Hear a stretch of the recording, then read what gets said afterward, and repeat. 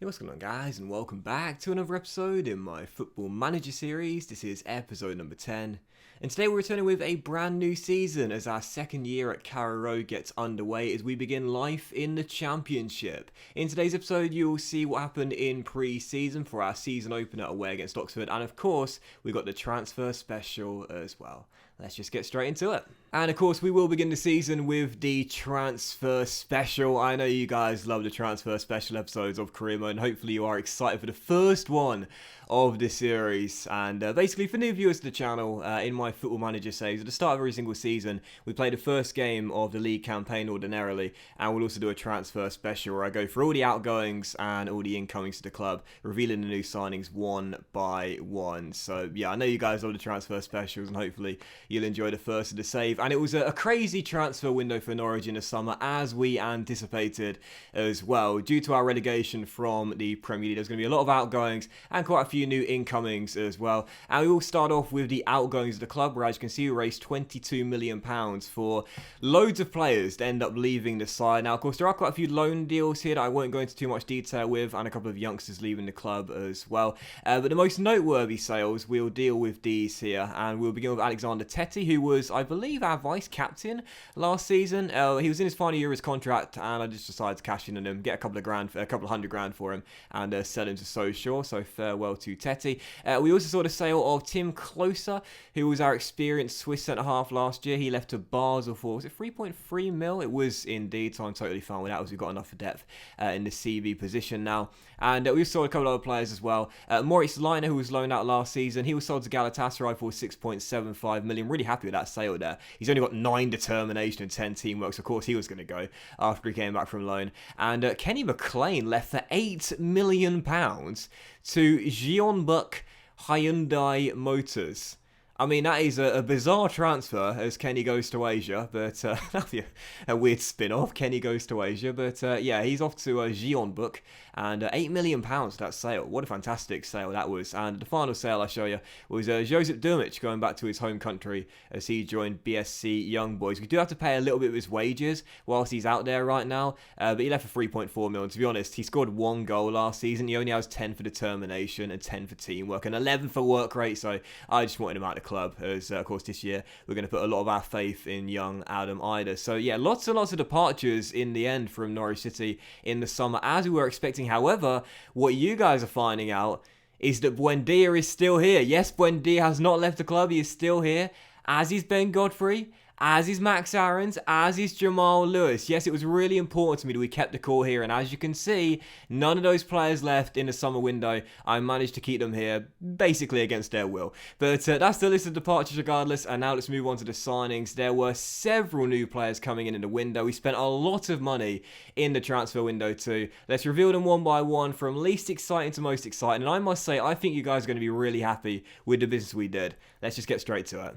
So this is the first of 8 new signings I made to Norwich for the upcoming season, and this one I'm not going to spend too much time on. It's just a young freebie here, George Tanner, who was released from Manchester United after spending 3 years there. Now, he did play a full season with Salford City in League Two, and didn't do too badly actually, playing almost every single game and scoring once and getting 5 assists as well. He's only 20 years old, so still quite a young player, and we look at his stats here. He's got 15 determination, 13 teamwork and 16 work rate, so you know why I've signed him. Don't expect him to feature much this season, if at all, throughout the course of the save, but a young freebie who could be right in the future, here to provide squad depth really, and an option for the future. Next up is our backup goalkeeper for the year. Farines is still here as our number 1. And of course, after selling Tim Krul in January last year and Farman going back to Germany after his loan spell, I thought, why don't we get another German goalkeeper in as a backup? And Thomas Kraft has joined us. Now, if you've been on my channel for a while, you'll know that we've used this guy before, not in Football Manager, but in FIFA Career Mode. He was part of our Hertha Berlin side back in FIFA 14. God, that takes me back. But yeah, Kraft was put on the transfer list by Hertha Berlin in Germany, and hasn't really played that many times in the Bundesliga over the past 4 years, but as a backup goalkeeper for £800,000, when you look at his stats here, he actually looks pretty decent. 16 one-on-one, 16 reflexes, 13 position, not the worst, and with 15 determination, I must say, as cover for Farines on just 15 grand a week. That is a lot less than what Farmer was on last year, and he's not much worse than Ralph Iwas. So as a backup goalkeeper on a 2-year contract, it's a very low transfer fee, very low wages, and again, he won't be a starter because Farines has stayed here as our number one. It's an incredibly cheap transfer, and to have him as our backup goalkeeper this year, I've got to say, a perfectionist, that's a really good signing there. Very happy with that. Costs us basically nothing, and he's a decent young shot stopper. Sorry, did I just say young? Decent young shot stopper. He's 32. He's 32. I mean, I'm 27, so I'm getting on a bit, and I can't say that 32 is young, unfortunately, as much as I'd like to believe it myself, as I'll be there in a few years' time. Regardless, third signing I'll show you will be the only loan deal of the window, and it's a very good deal as well, financially speaking, too. Ryan Brewster has arrived on loan from Liverpool on a 1-year loan deal, and as you can see, we're not paying a monthly fee at all for Brewster, and he's only on 6 grand a week right now as well, so that is a very cheap contract to be paying for this season. And last year Brewster was on loan at Swansea and led the Welsh side to the playoff final before they lost to West Bromwich Albion on penalties. So we'll have some demons to avenge after last season missing out on promotion with Swansea via a shootout, and he's now arrived here at Carrow Road to hopefully help us get up at the first time of asking. And 16 goals in 43 games in the Championship last year for Swansea. He was their out-and-out striker last year at Liberty Stadium. And Ryan Brewster, as we know, is a fantastic young player, one of the best young strikers in Football Manager 2020. He's described as a wonder kid. He's got a driven personality, 18 determination, 14 teamwork, 15 work rate, 15 finishing, 15 first touch, 15 pace, 15 acceleration. Just in general, there's very little downside to this transfer. And speaking of strikers, this has got to be one of the most interesting signings of the window. Yes, our fourth of 8 new arrivals here at Carrow Road is another new striker, and it's Ludwig Ajorque. Now, that is probably a terrible pronunciation of his actual name. However, we've signed this guy from Strasbourg after my scout picked him out for me, as he arrives for just 6.75 million. And I must say, I'm really happy with this. Now, last year he scored 9 goals in 33 games in Ligue 1 as Strasbourg were relegated to the second tier of French football. But regardless, that's almost 1 goal in every 3 games playing in French football. And as he arrives here again for 6.75 mil, I must say I'm very interested to see how he gets on this season. Now, I love his stats, I really do. He's got 16 balance, 17 jumping, and 16 strength at 6'6".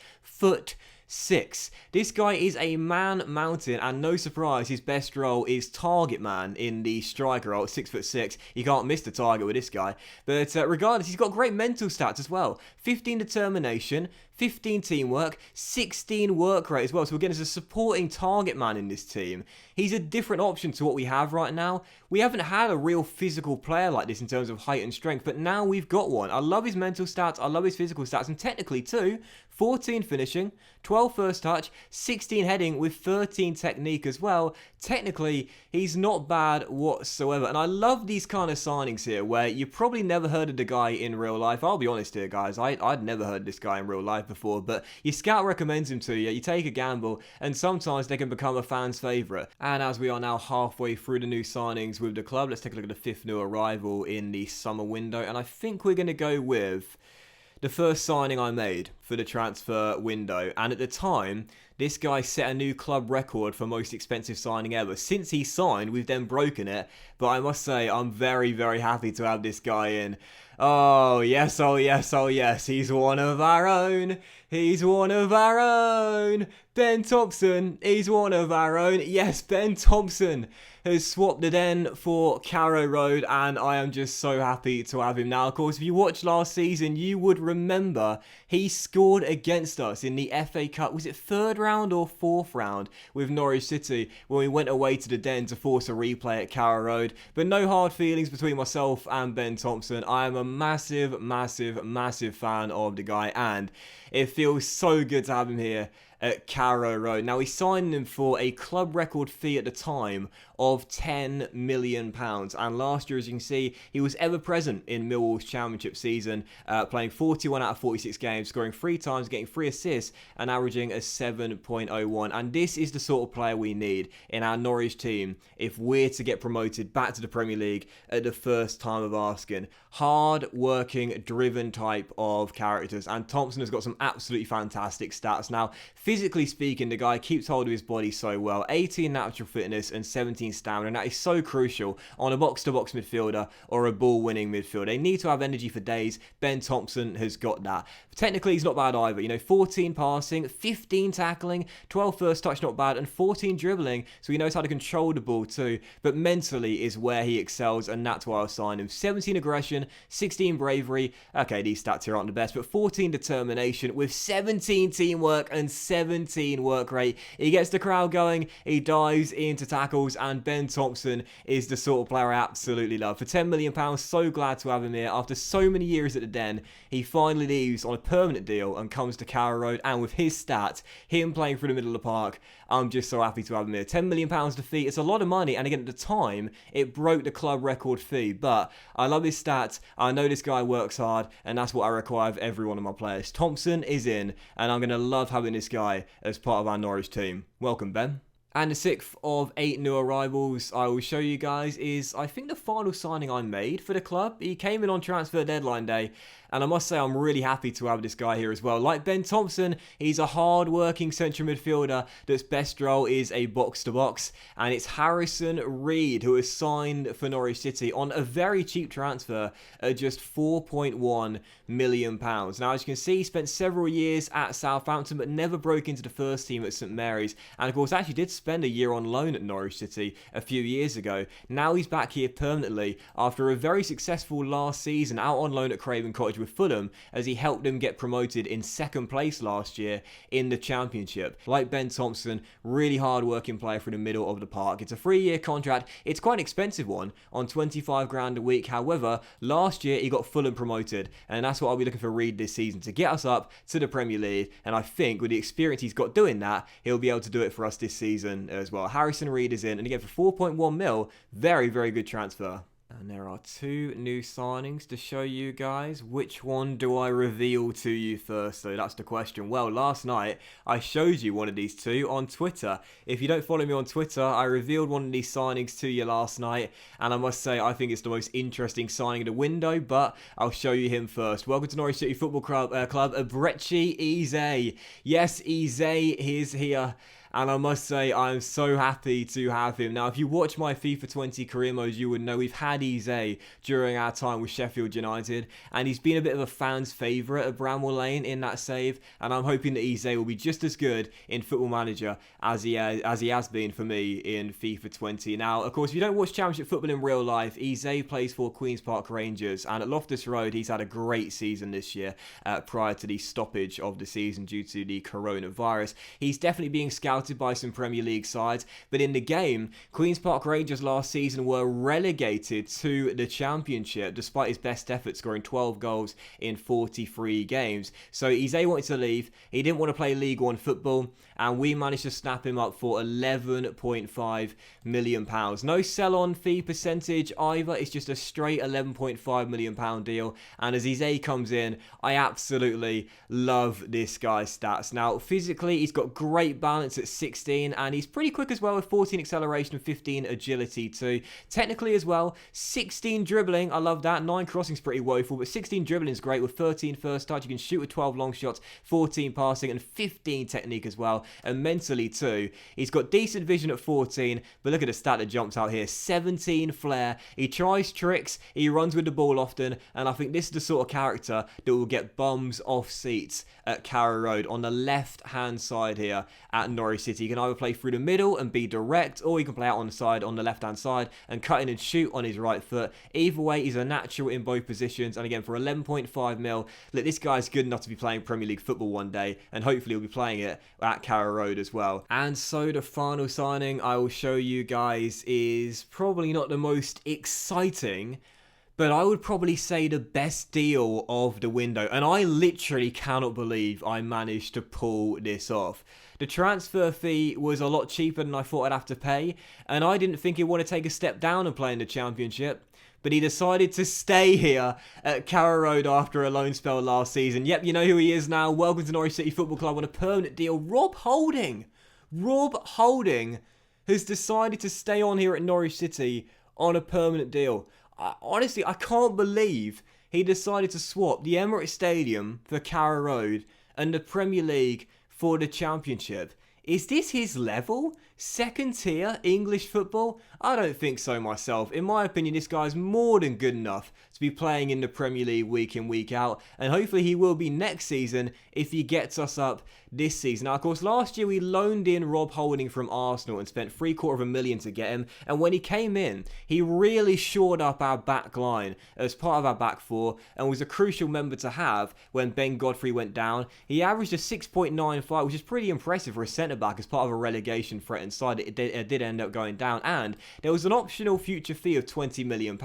Of course, when we went down, I wasn't going to meet that, as that was way too much money to pay for him, but Arsenal put him on the transfer list as soon as he went back to the Emirates Stadium, and for 9.25 mil, there was interest from Premier League sides, but he didn't wait for a bid to come in. We were the only team that put an offer in for him, and he said, yeah, I'll go back to Norwich, why not? So Rob Holding is in, and I'm so happy to have him. It's a 4-year deal. It's an incredibly expensive contract. I'll be honest, 43 grand a week to pay for a player in the Championship. That's a lot of money to pay for him, but again, last season he was really, really good. He and Ben Godfrey had a good partnership during the time they spent together, and I absolutely love his stats as well. Physically, he's very well balanced. Mentally, he's very well balanced, and technically too. 14 heading, 15 marking, and 15 tackling as well, with a 16 teamwork jumping out too. I'm really happy with that. So Rob Holding is back, and again, I couldn't believe he didn't wait for a Premier League side to put an offer in. He just decided to put pen to paper pretty much straight away after offering him the contract, and Holding is back again for just £9.25 million. That right there, in my opinion, is an absolute bargain. Welcome back, Rob, and welcome to all 8 of our new signings here at Norwich City. It was a very, very, very busy transfer window. This is why I couldn't get the episode finished for last night like that was my initial intention, because sadly there was just too many things going on and I spent so long getting everything prepared. But as you can see, we lost we raised £22 million for all the departures we had in the summer window. So that's a very good amount of money to raise there for a lot of fringe players and players that were coming towards the end of their time here at the club. And also for the players we signed, £42.5 million. A load of money to spend, but that's actually less than the transfer fee we were given at the end of last season. So to quote the guy on Arsenal Fan TV, don't talk about spend, talk about net spend. A loss of 20.5 mil for all these players actually isn't that bad at all. Talk about net spend. Don't talk about spend. Talk about net spend. And as you take a look at the finances as well, despite spending all that money, we've not actually lost as much money as you might have thought. Due to the parachute payment we got from the Premier League last season, that was around £80 million. We've managed to retain most of that, despite losing a little bit in this summer transfer window. Of course, the telling sign will be whether we can get promoted on the first time of asking. Because if we can't, then we'll be in trouble. Because of course, as you know, in the Football Manager world, well, in real life too, the TV revenue you get for playing in the Premier League is absolutely massive, and the disparity between the income you generate from TV revenue in the Premier League to the Championship is absolutely huge. So it's vital we get promoted at the first time of asking. Easier said than done though, in a very competitive division. So yeah, you know, I must say I'm really happy how the team is looking for the current season. I think the depth of the team is really decent as well. We might have lost a lot of players. We brought in some really good ones too. I think the team looks stronger than last year, and this is the funny thing here. I think the team looks stronger than it did last year, even though we've gone down to the Championship. I think this team is better than last season's team in the Premier League. So we definitely should be targeting a return to the Premier League in the first season, and anything short of that will be a massive failure. You look at the weaknesses here as well. There's only 4 weaknesses in this team this season. How different this looks than when we took over at Carrow Road at the start of last season. And again, we've built a much more determined side. Remember when we started the series off, determination was one of the weakest parts of this Norwich team. Now it's been turned into a strength, because you know that's what I like to focus on when bringing in new signings. So yeah, I must say I'm really happy with how the team is looking right now. I'm liking how we've constructed the squad for the Championship season, and yeah, I'm excited, man. I can't wait for our first season, even though we're now in the second tier of English football. However, there are still some negatives to point out before we do dive into the first game of the new season away at the Kassam against Oxford United. The first thing to report is that there are a lot of dressing room issues here. Several players wanted to leave due to us getting relegated and wanting more playtime as well. Of course, Buendia is in there as well. But right now in the hierarchy of the club, the 3 team leaders this season after the departure of Teti, you can see Pukki, Gelson Fernandez, who now takes the vice-captaincy, and also Grant Hanley, who remains as club captain here. This will probably be his final season here at Norwich City. You can see how the social groups are looking right now. This is also really negative too. It's split between 4. For those that don't play Football Manager, the social groups, what you really want is as many players in the core whatsoever. You never want more than 2 splits at any one time, so a core and a secondary social group. Right now we've got 4 split and an even number, or around an even number, in every single group. This is not good. This means there's very little team cohesion here, and again, we're really going to need to change that as the season goes on, and hopefully the players will begin to gel a bit more. I suppose when you make so many new signings, that's to be expected, but either way, it's not great to see. And yeah, I'll show you pre-season as well before we dive into the first game as well. As you can see, it was a bit of a mixed pre-season. We lost a couple of games, we drew a couple of games, but did win the rest of them here, including our Carrow Road Cup, which I always play. And for those that have been on my channel for a while, you were probably wondering, did you play a pre-season friendly a week before the start of the season against a against a non-league side that are local to you? Yes, we did.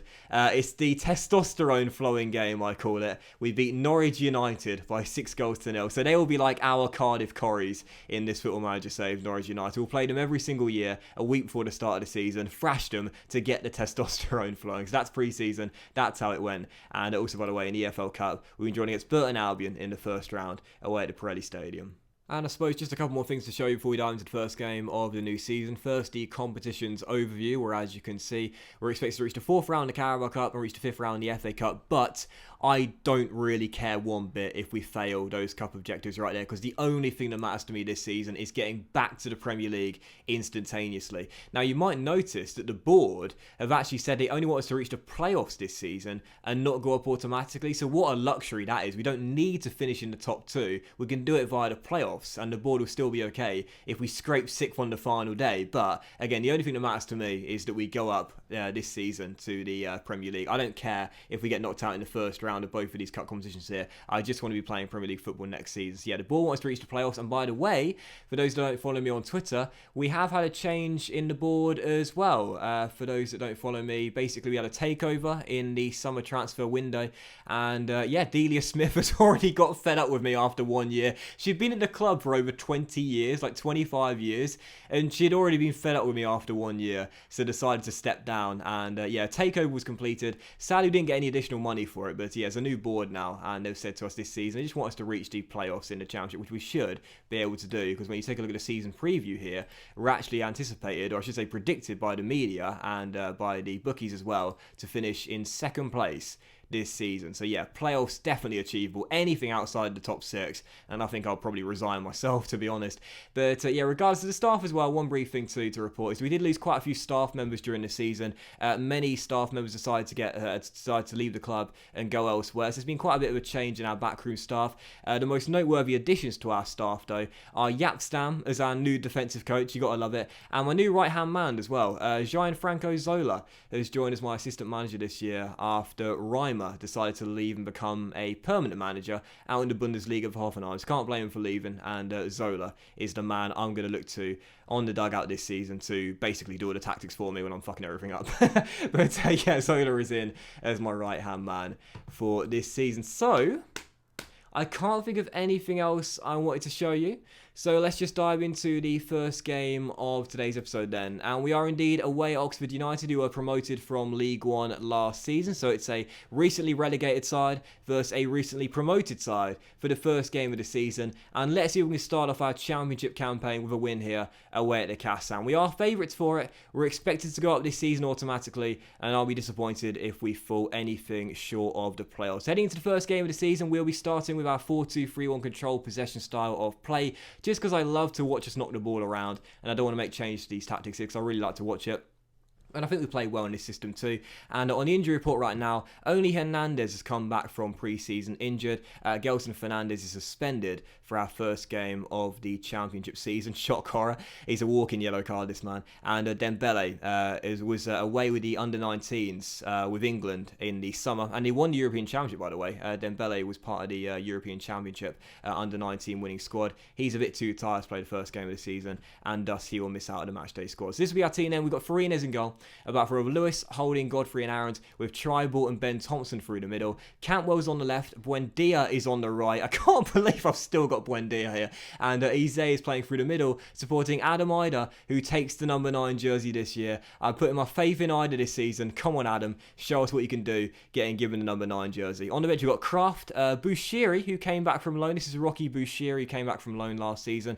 Byram, Harrison Reed, Steve Pukki, and Ajorque as well. First game of the season. Got to win this, surely. Away against Oxford United. Come on, you Canaries. Come on, Norwich. Just get the first goal from the first highlight of the season, shall we? Aaron's on the ball. Back to Ben Thompson. And now Tribal finds Eze. And now Buendia on the ball. Back to Thompson. Lovely ball by Ben. And Aaron's crosses. It'll drop to Buendia. Oh, good save with the goalkeeper. Cantwell turns in the rebound. And it's the perfect start. 12 minutes in. It goes down as an assist for Buendia as Todd Cantwell makes it 1-0. Aaron sent down the right. Lovely ball by Ben Thompson there. Buendia picks it up after the failed cross. Good save initially, but Cantwell half volleys the rebound in. 11 minutes in, Norwich have the lead. Anything other than promotion is a catastrophic failure this season, and there's no denying that. I mean, you know, I'm still here, and I'm lucky to still be here after we got relegated last year. I thought they might sack me, but instead, they've kept me on. They believe in the long-term future with me at the helm, so we've got to reward that loyalty by getting the Canaries up in the first season. Good start as we lead by a goal, but second highlight falling here, and Oxford are in possession, looking for their first chance of the game. Lovely ball out wide, but Aaron's wins it back, and now Buendia can drive forward down the right-hand side. Come on, Emmy, what can you do? Down this side, back to Thompson, as we look for an opening here through the middle. Now Lewis on the ball, down the left, crosses, yes! And there's our second, and it is young Adam Ida. First goal of the season, I've given him the number 9. I'm putting my faith in Adam Ida here at Carrow Road. And on the first game of the season, he opens up his account with a Lewis cross to the middle. Heads it in, it's 2-0 Norwich City. Textbook first half an hour this. Come on, Norwich, show no mercy. Let's keep it coming. Let's keep the goals coming in. Cantwell out wide towards Buendia. Steps inside, crosses, Ida, it's free. 2 assists for Buendia, 2 goals for Adam Ida. God knows how I've managed to keep hold of Emmy, but he's still here. And on the opening day, he's showing us why he should be playing in the Premier League. Skips down the right-hand side, dinks it into the middle, and Ida with 2 goals on the opening day. Giving him the number 9 jersey, and I don't think I'm going to regret that. He's got such a bright future. He's only 18 years old, Adam Ida. And the ceiling for this kid is very high. And I think a full season in the Championship as our out-and-out striker will do him the world of good for his development. You know, because last season he played a large percentage of our games.